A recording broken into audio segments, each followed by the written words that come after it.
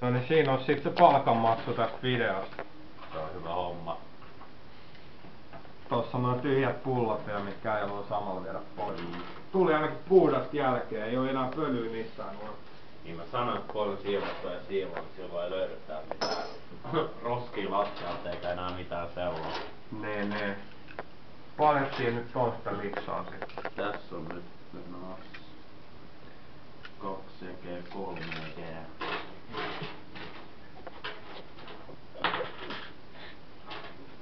Ei vittu, näitä on näitä 2 pikkuhiljaa kyllä. 4 EG. Milloin sä voisit tulla ensi kerralla uudestaan? Sit kun kalenterissa on vapaata. Onks työviikot täynnä ja Kalenteri kalenterikukkaa keikkaa?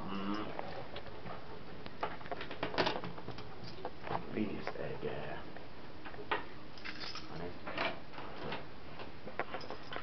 Polvi.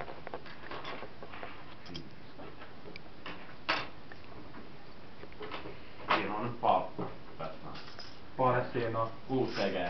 Ai niin, siinä on se eurokorko sit WC-pöntöpesu. Niin.